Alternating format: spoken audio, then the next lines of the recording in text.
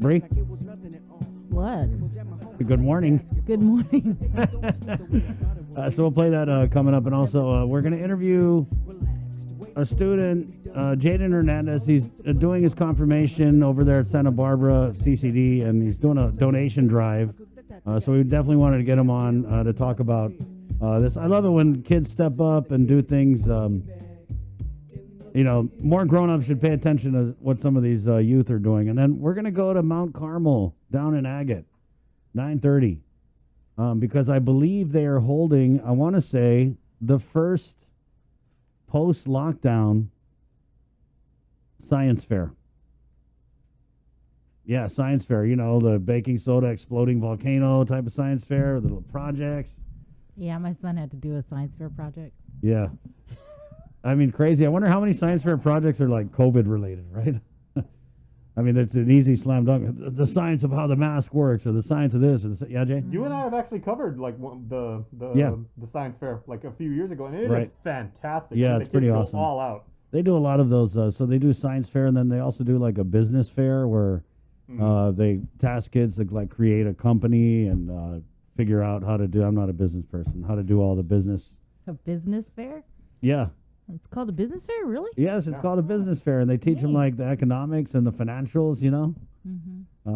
Sorry, since we're talking about Jay. Since we're talking about what's going on tonight, actually, our friends over at the Guam Gallery of Art also want you to know that tonight from 6 to 9 p.m., the Guam Gallery of Art in Chamorro Village is hosting and celebrating the Chamorro culture with a special art exhibit featuring several Guam artists, and our friend Philomore Alcon is retiring. He's been a long proponent of Guam arts. He's been a mentor to many, and they'll be showcasing their work tonight, 6 to 9. There you go. 8:33. Let's go into the KUAM News Zoom room here, where I felt like a lot of the legislature's mouths were watering yesterday morning with the release of this sole source procurement and emergency purchase list. This is just one little piece of all the spending that went on during the coronavirus pandemic. And, you know, while the governor continuously says that her administration is the most transparent ever, I think the fact that we're getting these expenditures, I mean, many times, you know, almost a year later than they were made, I don't know. I think it kind of speaks to that transparency. And then in looking at this list of these expenditures, there's not a lot of details on it. Bree and I talked about this earlier. Bree, but that's what we spent the majority of the day doing yesterday, and I think a lot of people were just kind of going through this list of these expenditures. Yeah, it's a lot. 10, 20, what is it, 27 pages? Yeah, 27 Some pages. of them are sole source, and then others are emergency procurement. I thought there were quite a few, like the Cliff Hotel. You know, I think I was asking you, what do we do with the Cliff Hotel? Were there people being quarantined there, or so I wouldn't want to be quarantined at the Cliff Hotel. No offense. I mean, no offense. Cliff Hotel. It's had its day. Let's just put it that way. You and I were talking about that yesterday. We're like, remember, if you told your friends, hey, we went out to eat at the Cliff Hotel like the other night, it was like, oh wow, right. That was a great night. So yeah, when we saw Cliff Hotel, $50,000, Cliff Hotel, $50,000, Cliff Hotel, $50,000, and they were getting this $50,000 every time the public health emergency was renewed. So Sabrina's usually the main rememberer around here, but she had asked me, she's like, "What do we do with Cliff Hotel?" And I was like, "Man, I don't think we did anything with Cliff Hotel." And then I started thinking, I was like, "Oh, maybe they used it for like the people at Homeland Security so they could go shower or whatever." Right, because they had those facilities for the nurses and doctors over at the hospital. But anyway, we found out, we got a hold of Jenna Gamindia over at Homeland, and she had said that the Cliff Hotel was being paid to be... It was procured with the intent to use it as a non-congregate shelter for vulnerable population. It was a standby facility, but then it was not utilized and then ultimately terminated. Right. But in the meantime, we had already paid. We paid $150,000. Right. Just for nothing, really. And there was just a whole bunch of expenditures. And our headline said there was a lot of questionable expenditures. Why? I want to say they were all questionable because there was like little to no information provided about these expenditures. And so what you have there is members of the media, members of the legislature, members of the public, most importantly, looking over this spending and kind of scratching their heads and wondering, like, why do we need to buy 300 grand worth of ATVs in a pandemic? What we're going to do, like, off-road over the coronavirus? I could see maybe when they were doing the rapid Vaccination. engagement Right. team deployment, and they were going into like Gil Breeze, maybe. Yeah. You know, motorcycles though. I'm not Yeah, sure. and that's the thing is, like, we don't know these. They just, I don't know. I mean, Maybe it could've- TBD, you know, because I don't think some of them maybe they weren't for public health, right. Or maybe they were. so basically they spend $1.2 million on vehicles with a couple, I want to say 3 different auto dealerships, right? So it's curious. We're going to send a FOIA and get all the purchase orders from that. But there were definitely some interesting purchases. And I know when we talk about senators who had looked over this list here, the first one that we know looked over it was the Procurement Oversight Chair, Senator Sabina Perez, Democrat. Real-time reacts. She was here on the link looking over the expenditures right away. I mean, she didn't even get to like the second page. She was like, oh, no. Yeah, I think in like 3 minutes, she was like, okay, yeah, I'm going to be calling an oversight. Yeah, she was Like, wait, what? Did I'm you going say to be you're calling an an oversight. Yeah, just like that. Wow. And I know this administration was like, that damn pesky link show. God, donuts. It reminds me of the old Scooby-Doo. Remember the Scooby-Doo show? Yep. When the bad guy would be trying to get away with stuff, and then Scooby-Dooby-Doo and his friends, they would get the bad guy, and they would take off the bad guy's mask, and they'd be like, I would have got away with it if it wasn't for you pesky, meddling teenagers. Well, guess what? We're the pesky, meddling teenagers. 8:38. So let's bring on. I'm just here for the conversation. Let's just bring on Senator Joanne Brown. Oh man, and Senator Tony Atta. I ask Republicans all the time, or Democrats to come on all the time, and anyway, it is what it is. So, good morning, senators. Hi, Good morning, Chris. Good morning, Bree. Jason. Good morning. So, how's the weather down? The weather it's is bright and nice sunny and clear. down here, right? Yeah, it's pretty Down clear. Right? Not as clear as this Senator list of. Adams just a block away from me, so It's not as clear as this list of expenditures. So let's just kind of start. I mean, just looking over it, right? I mean, and this is really just another glimpse into how and what we were spending money on during this pandemic. We'll just start with your initial reactions. Senator Atta, we'll go ahead with you first. Sure. Chris and Bree, this is very concerning, and this is why it's important that transparency and accountability is, always first and foremost. I mean, when you just skim through it, you see a purchase for a rectangular table for $35,000. I saw that during one. an emergency. You got a boat-shaped conference table at $10,000. I have no idea what that does or That's do for the pandemic Senator. emergency. That's for sailing through the Yeah. pandemic. Well, they could have used that money for something else and not conference tables or rectangular table. But when we're spending that much money on things that could have been purchased later on after the pandemic, things that are not important, it just goes to show where the priority is in their spending and sole sourcing.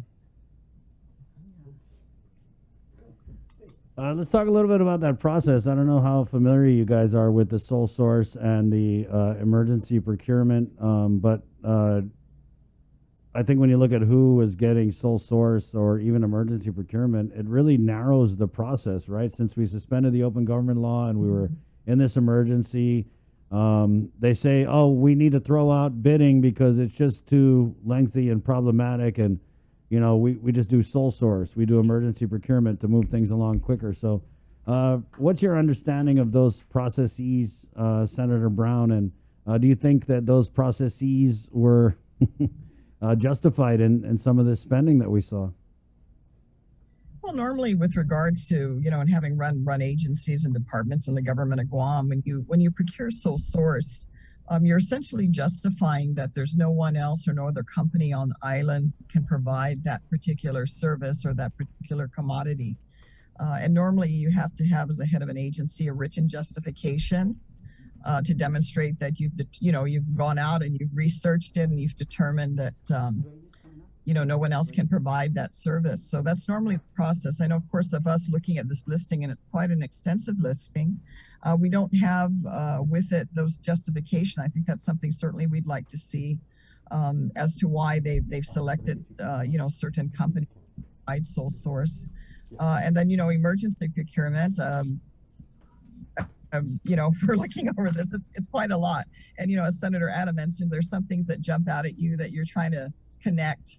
What is the priority of this to the pandemic, and how is this going to help facilitate addressing the health and welfare of our people, and not be used as essentially money that they can just spend to get things they may want. But it's not, how do you demonstrate that this is something so direly needed to help, like I said, the health and welfare of our people. So it does raise eyebrows. And then, of course, as we look down the list, as you noted and commented on, we see some friends, some family members that perhaps, your desire would be under these circumstances, especially when this is not part of the normal procurement process.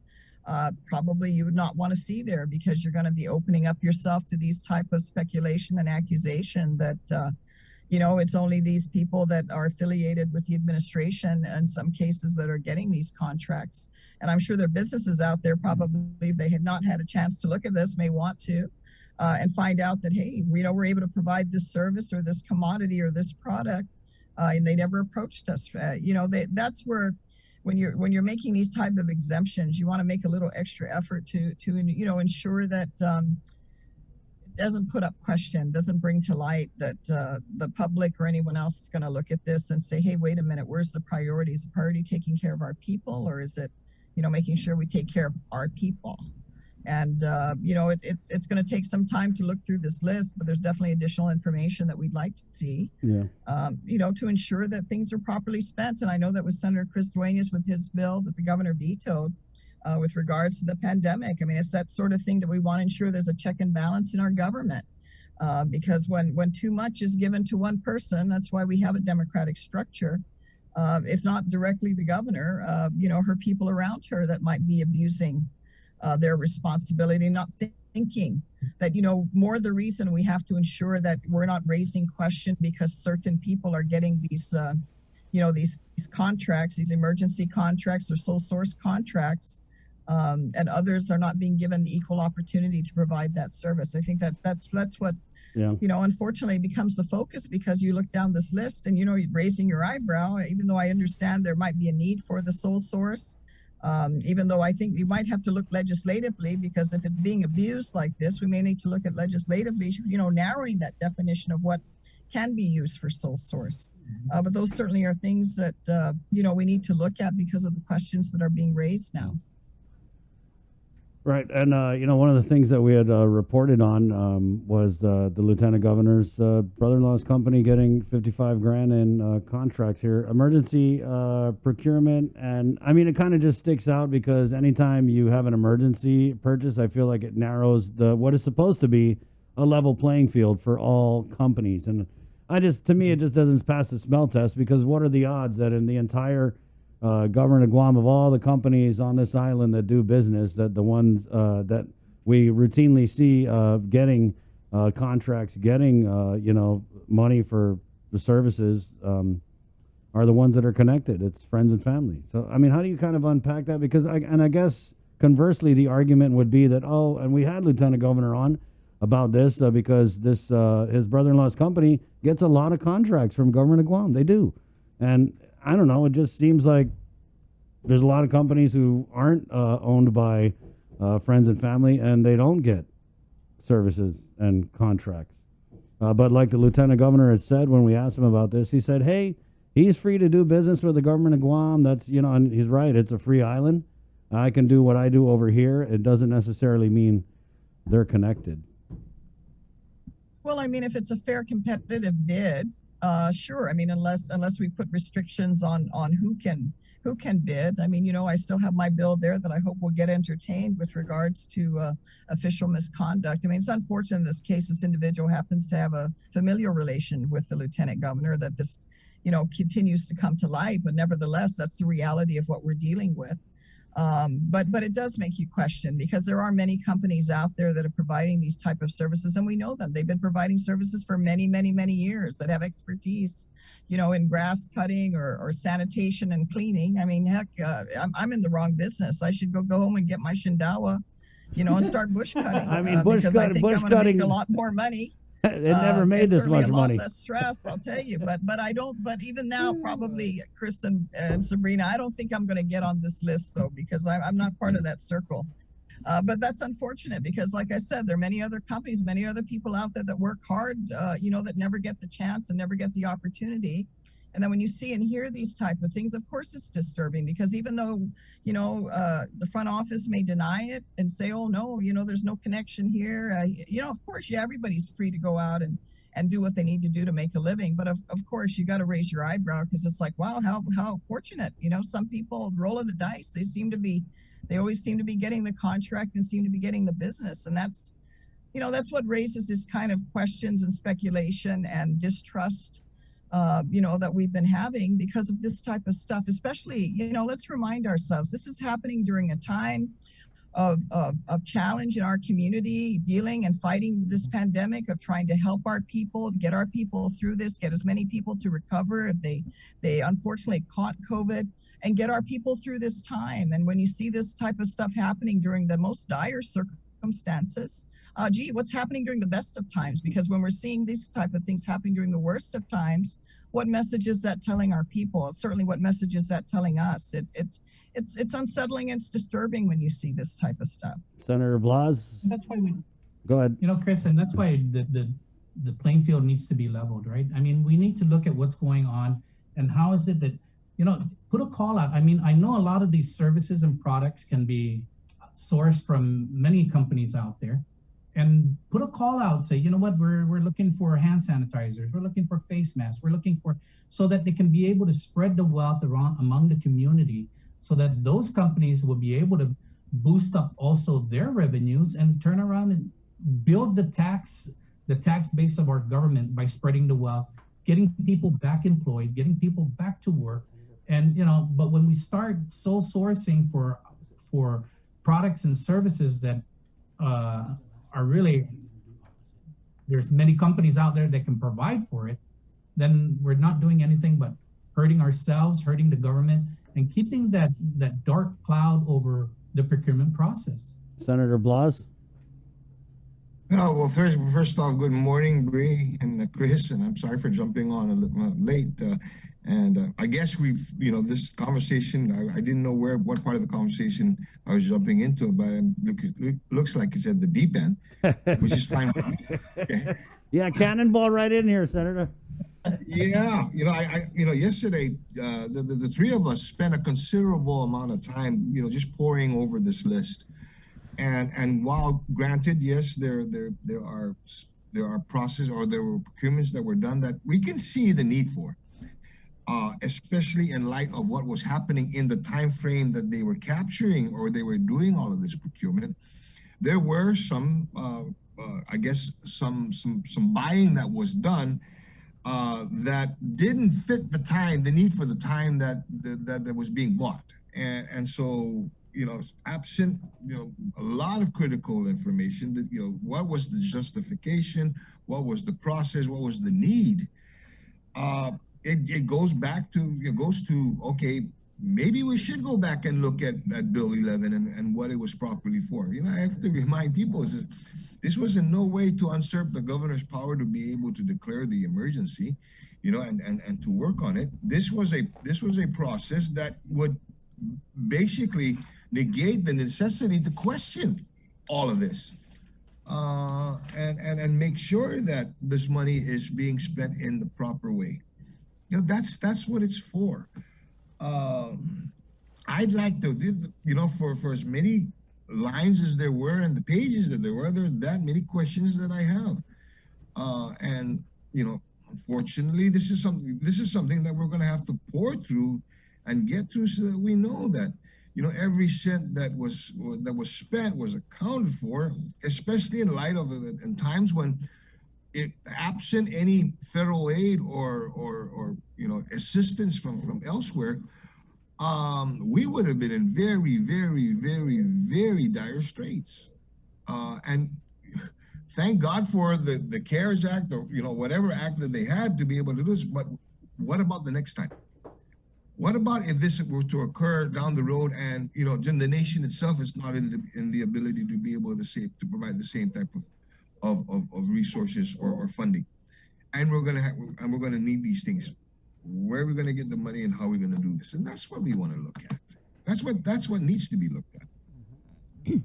Have you guys requested any? I guess the full. I don't know. These are purchase orders. Are they contracts or just purchase orders? Because I'm not sure how this all.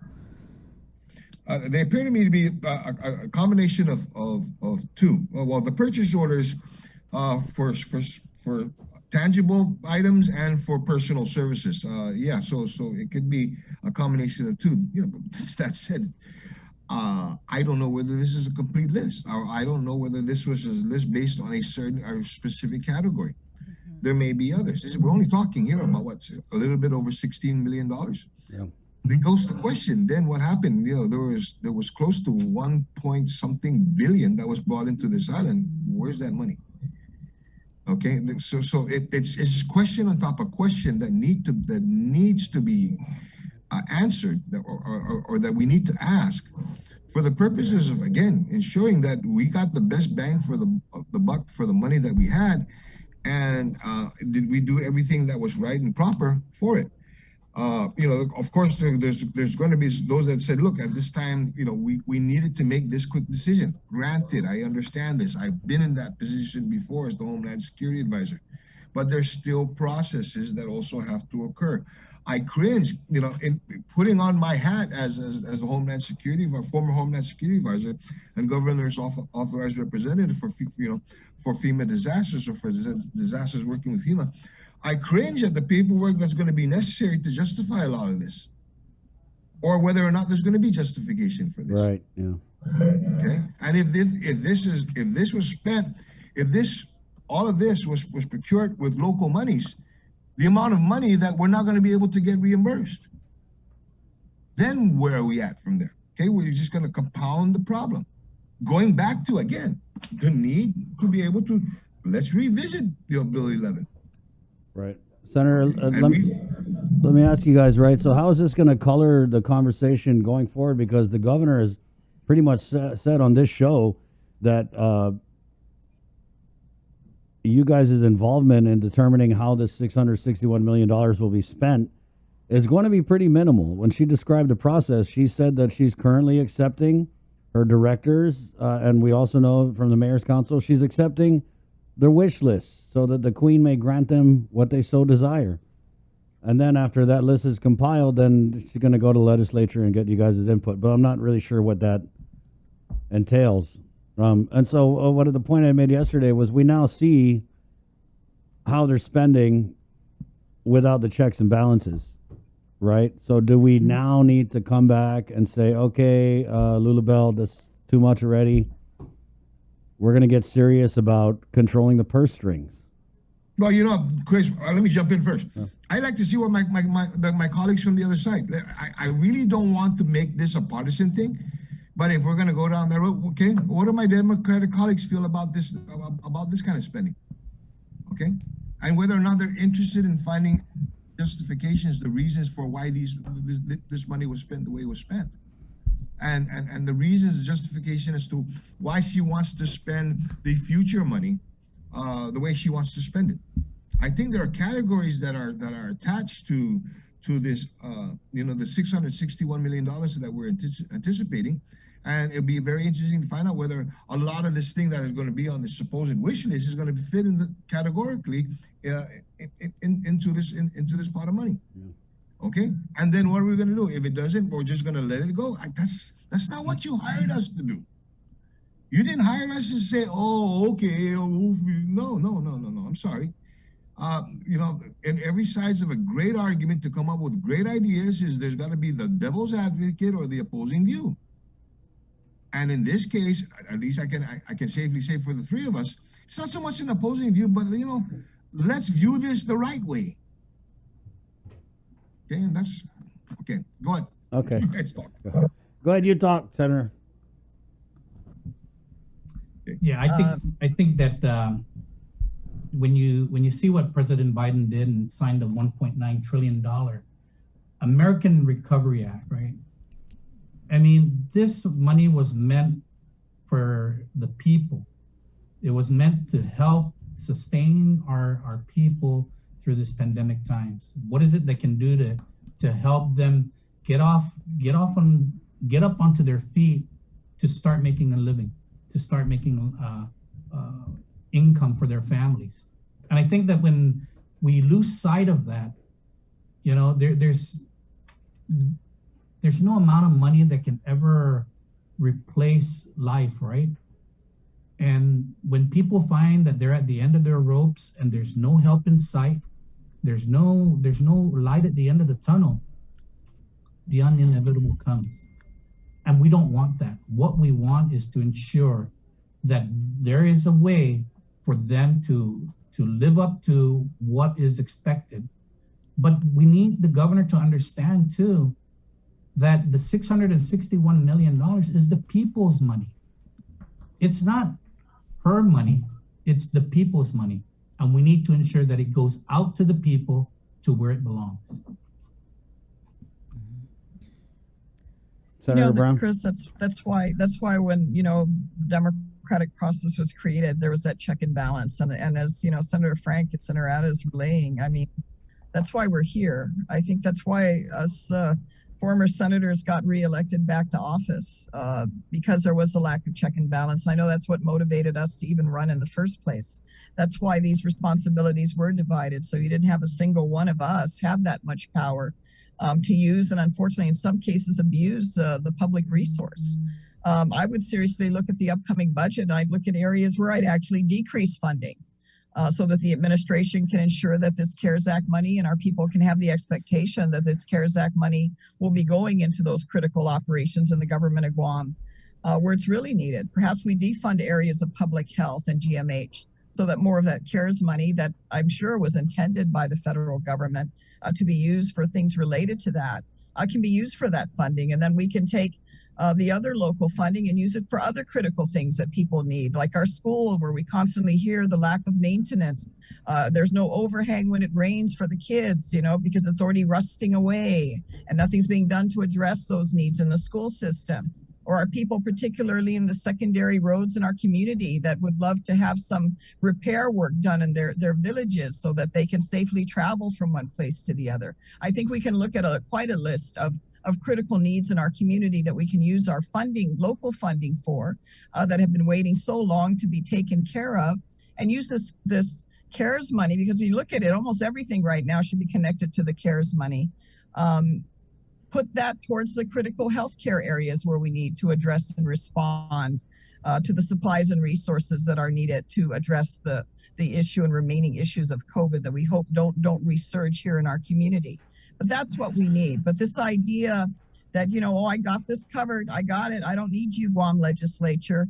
Well, you know, we don't agree. I mean, we're elected as well, and we were elected for a very specific reason in the legislative branch. The only thing that makes this different now is instead of this money coming from a legislative appropriation, it's coming directly from the federal government. The fact we constantly hear, oh, well, you know, the governor has the discretion to decide how to use money. I don't doubt there's some legitimate procurements here on this long list that are legitimate, but there's some that, you know, a number of them that really raise your eyebrow in terms of priority of demonstrating how did all this money, what was so critical about certain things that were procured here through this process. And keep in mind, this is from GSA. So we're assuming that GSA, I mean, they're the ones overseeing everyone else's procurement, that they're doing it on the up and up and doing it the right way.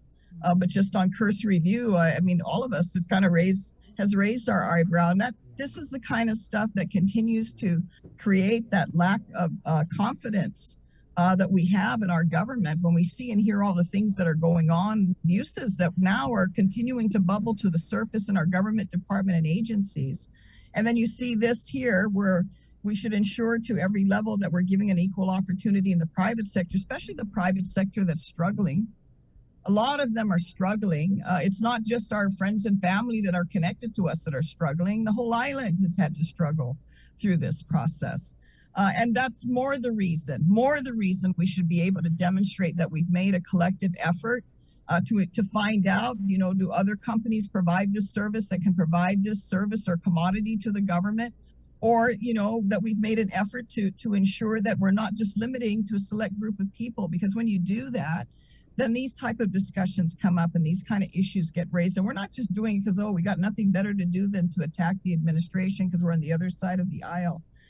We've had the opportunity to work with other administrations in the past that we can work with. If we're on the right track and we're doing what's productive for the people, I think we can all work together. But this kind of stuff, when you see it on its surface, it does raise concern. And that's why I think very much we need to look at some of the specifics. I think I definitely want to read what the justification is for some of these, a number of these procurements, because we know there are other companies that provide this service.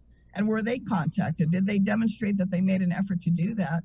Or, it's just, I know on my immediate list I'm going to call, because there's a number of cases here, just looking at this list where, your eyebrows get raised, and you've got to question it. You've got to question it. For us to just let this go, we're not doing what our job is, and we're not being responsible with the people's money. Because I agree with my other colleagues. This money was not intended, for the Leon Guerrero, Tenorio administration. This money was intended for the people of Guam during a time of tremendous challenge in our community. And while a lot of good efforts definitely have been put forth by the administration and definitely by our healthcare community, and more importantly by our people, to address this issue, when things like this come up, come on, this just, it doesn't look right. What's up with all the laptops? Did you guys see that? And the shoulder bags. Yeah. Yeah. I mean, there was like one purchase with Sanford for like 70 grand of laptops. And then, that's not even it. There's like 70 grand of laptops, 50 grand of laptops, 30 grand of this. I feel like they use this opportunity like, okay, who needs a new computer? You all right? Your laptop's not working? We got you. Don't worry. I don't get like the gallon. There's a $13.99 for a gallon of Clorox, or Clorox gallon, and then on the very same day, it's like $616.64. Same description, Clorox gallon. Clearly, what was that missing. It's got to be missing a whole lot of information, because I don't understand. Yeah. It's the same day. I also saw something there. I don't know if you guys saw, but it was 5 gallons of a ULV fogger solution for like $1,200 or something. Yeah. Yeah. There's a lot of items on these listings that really need to have a good justification for why they were purchased. It kind of reminds me of that whole thing with the Pentagon when they're like, oh, they're paid, $40,000 for a toilet bowl screw. I think we're close enough for a $300 toilet seat. Yeah. Senator Blas, like you said, you are the former head of Guam Homeland Security, Civil Defense. So you know what it's like to respond to emergencies. So going over this list, which you had a chance to look at, top 3 that kind of makes you just like, what the hell? Oh, okay. I think you told me the top 3 because there's just a whole bunch that or whatever comes to mind that looking at it. Well, it's not just the purchases or what they were purchasing. Is a lot of times it's also who they were purchasing it from. Okay. You obviously had in some cases here, individuals, and it comes from stores or companies that fit that line of material, of items that they were looking for. And then you're looking at some of these places and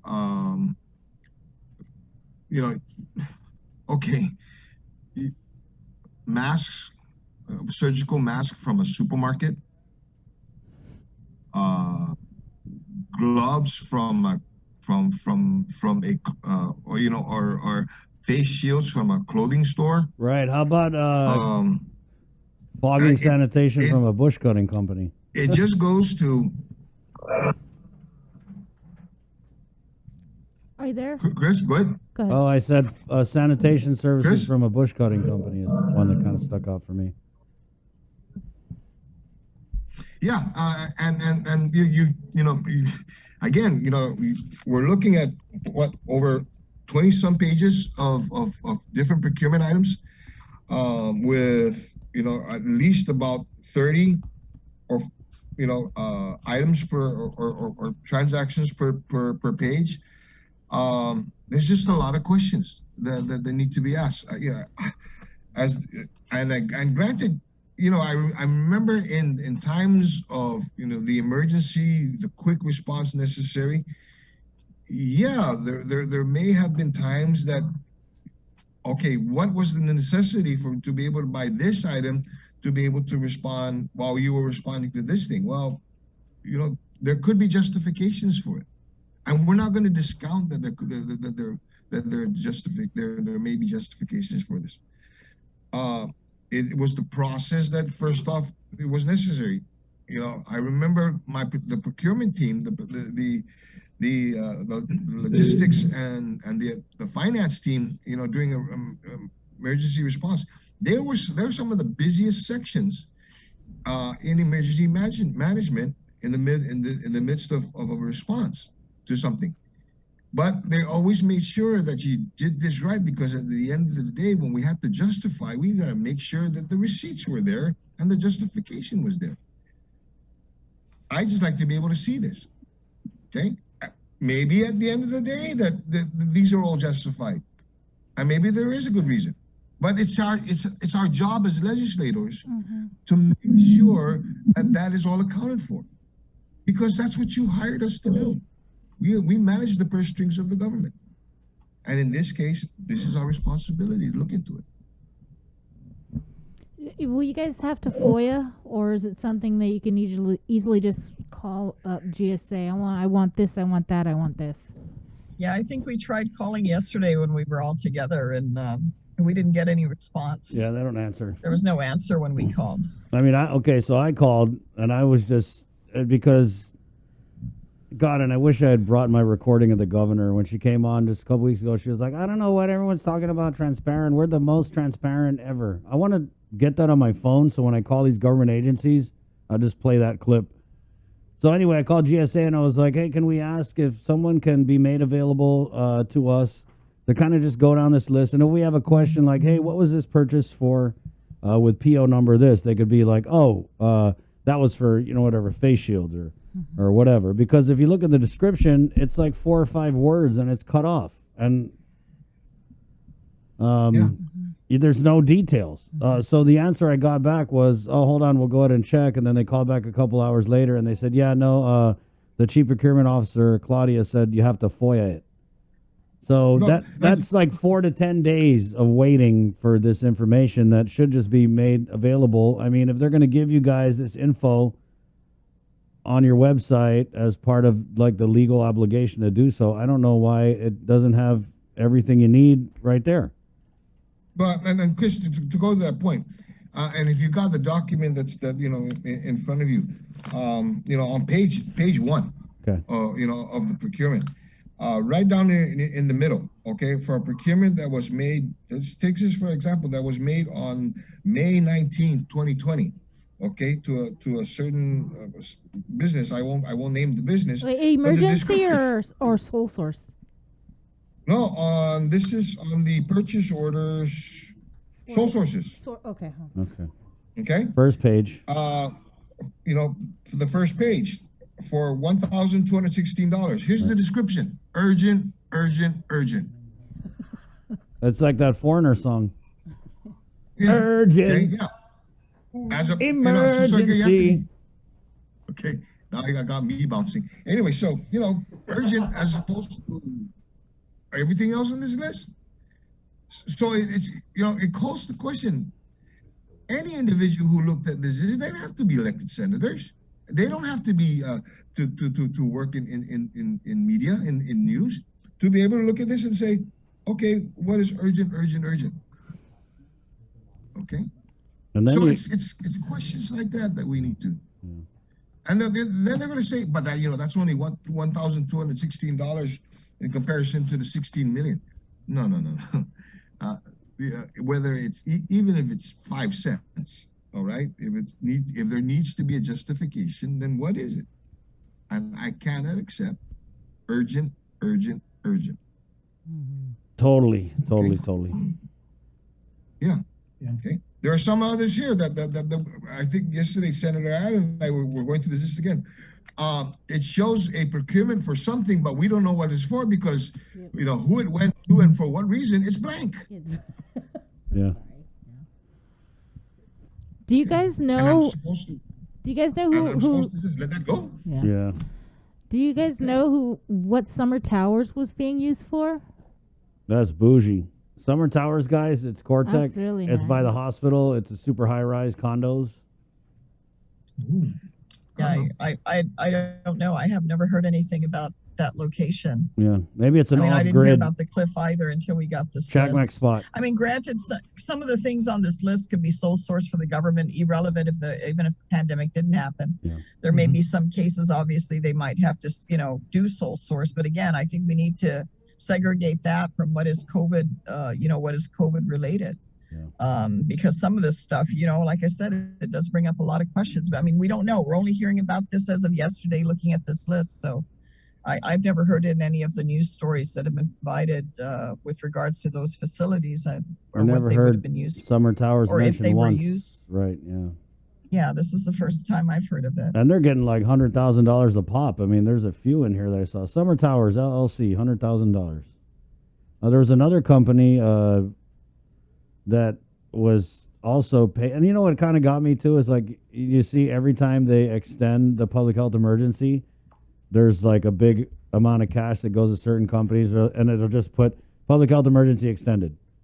So this is like payday for a lot of these friends and family. It's like, oh, I guess we're extending the public health emergency. Right on, we get our $50,000 or $100,000 or $50,000 for the Cliff Hotel, which was never even used. So, and But Chris, that's where you just have a select few, obviously, that are benefiting. We see some companies here that traditionally were in the business, known for a certain business, and then all of a sudden overnight, great for them. Maybe they're innovative about it. All of a sudden they're the ones providing, certain supplies that other companies traditionally on Guam for many years have been providing. So it's this kind of stuff that raises the question. Otherwise, we should have a clean list and we all move on to the next level. But that's the reason why, like Senator Chris's bill that he's brought forth, that's why you need the level of engagement, to have others involved at the table, especially when you're impacting the freedoms and the ability of our people to live within their own community freely as they choose to. That's why you need that discussion. But when all of that is close hold and it's centered, down at Adelup and among their people, and not among the rest of us that are elected, to include our village mayors, to include the private sector. They, of course, yes, they always say, oh, we have our advisory committee.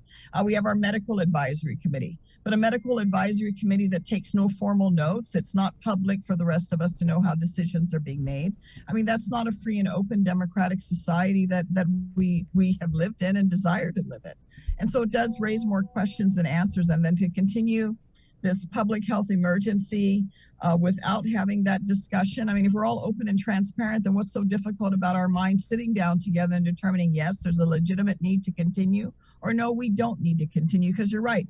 How would it be different if the money wasn't on the table? If there was no additional funds, how long would we be continuing these emergencies?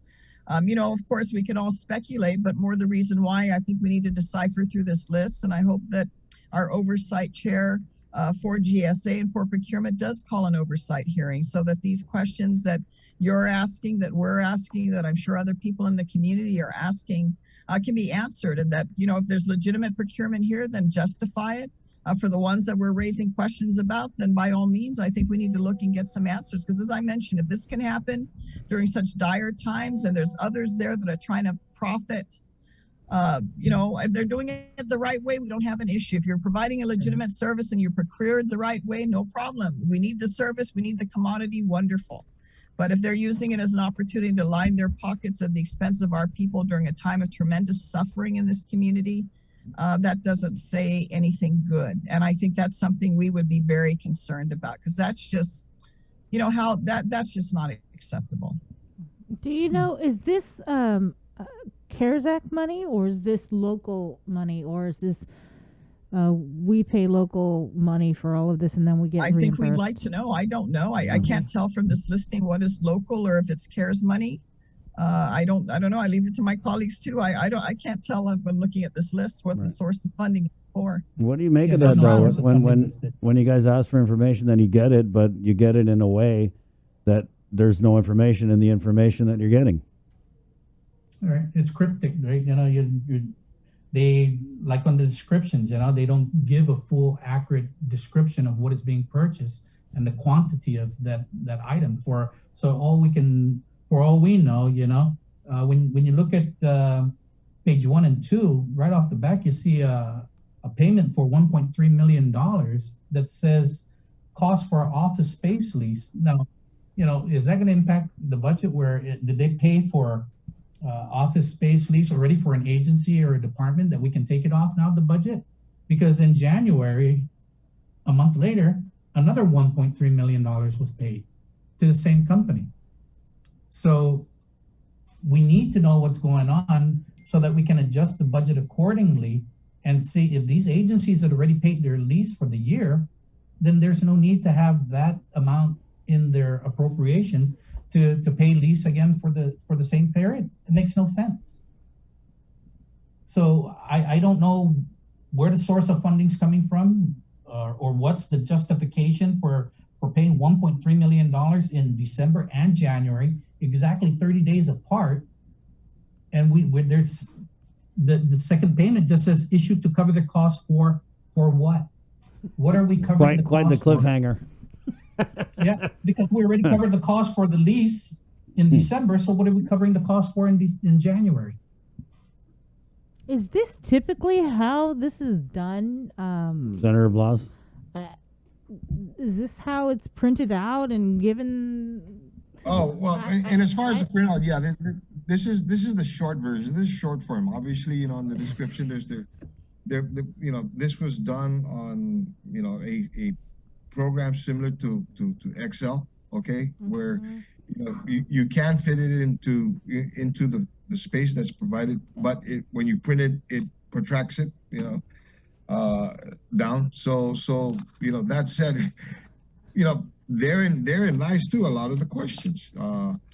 You know, while we were talking, I just got to point this out, and I won't, you know, for the purpose, I don't want to name the company that it was going to, but it was,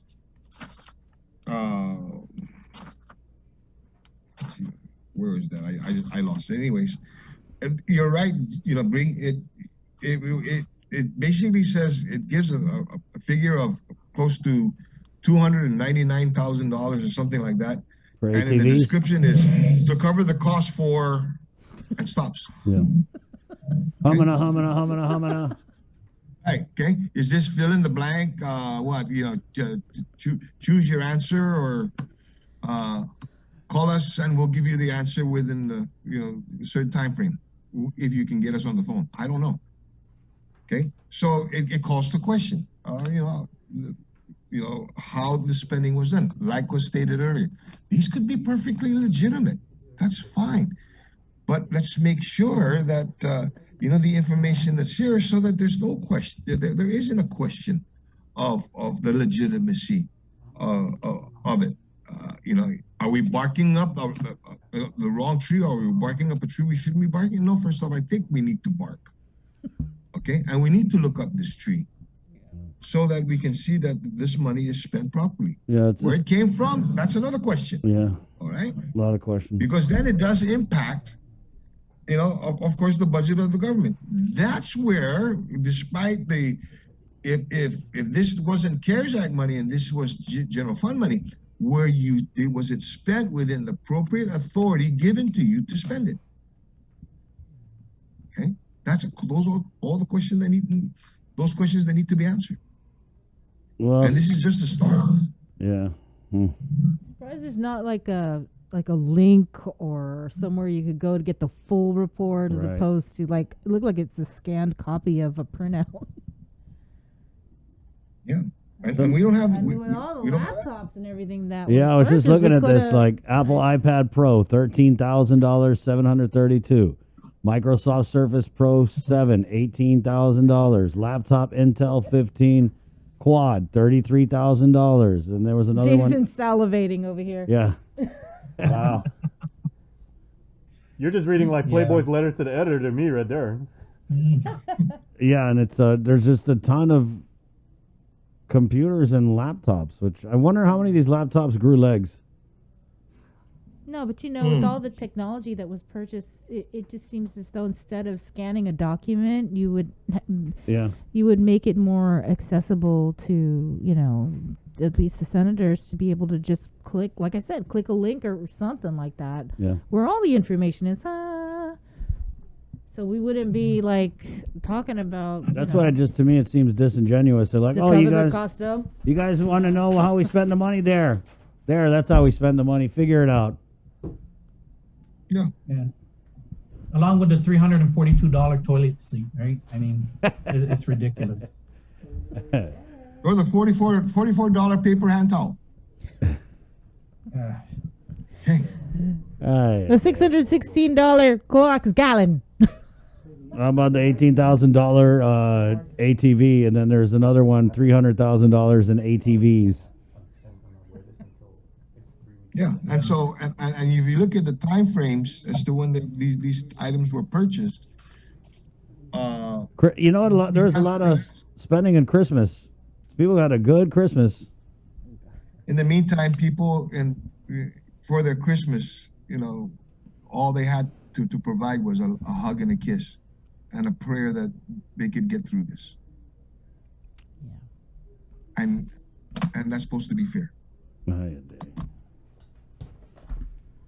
We're looking forward to the oversight hearing. Should the oversight chair call one, and the explanation that will be given to the people of Guam, not to the senators, but to the people of Guam, because the people of Guam are owed an explanation for this expenditures and why they happened during this time of pandemic, and what was so urgent about a $35,000 conference table or a boat-shaped table for $10,000.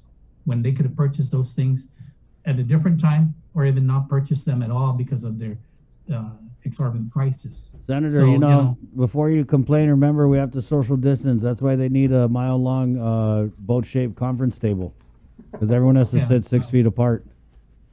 Now, hopefully they'll be able to put all these issues and put them on that table and float it away, right? But that's unfortunately not going to happen, because we're going to hold everyone accountable as to what is going on and why it went on. Let's switch gears before we let you guys go. We wanted to get your comments on the passing of former First Lady Roseanne Atta. Well, Chris, Auntie Rose was actually, for me, Nina Rose. And it was very sad. I say I'm on Zoom. And it was kind of disheartening and heartbreaking in that, out of respect, of course, my Nino had asked that respect the privacy and being able to take care of his wife and spend time with his wife with him and the kids. She was always a very gentle-hearted, a lady that smile on her face, okay? And a strong woman that basically helped to keep up a strong man in Governor Joe Atta. My condolences go out to her, to Nino and to Eric and the girls. And God gained an angel in her passing. Yeah, our love and prayers to Uncle Joe and to the family.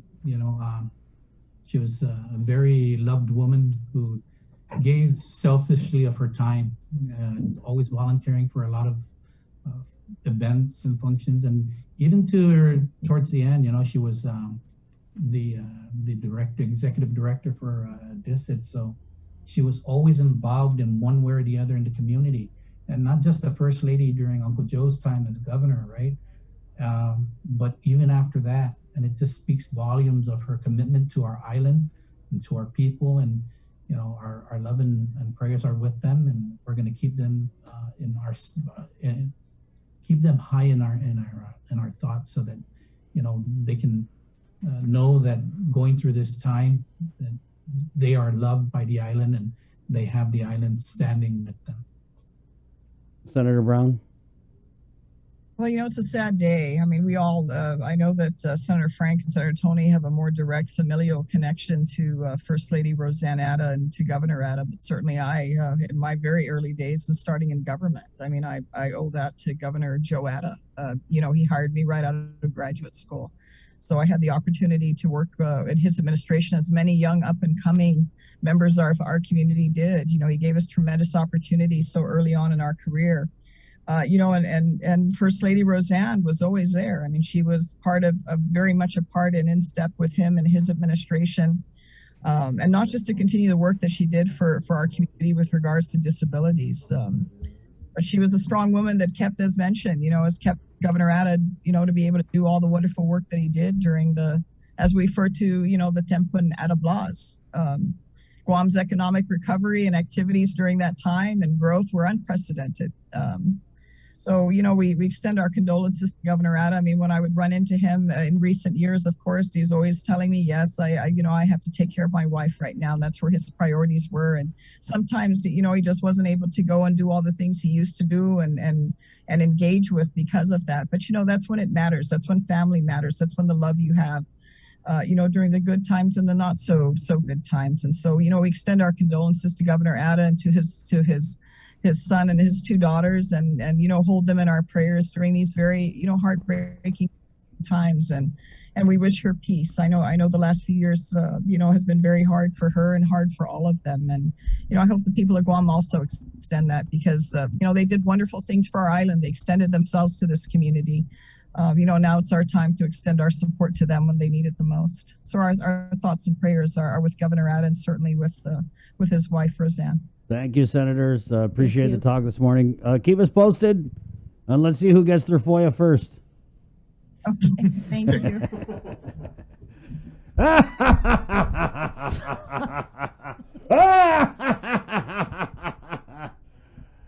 Sorry. You done? We're in a new pandemic now. Pandemic of lack of information. Parafoya. Yeah, there you go. We're going to take a quick break. And, actually, let's go ahead and take care of Jaden Hernandez here real quick, guys. Jaden is a confirmation student, Santa Barbara CC.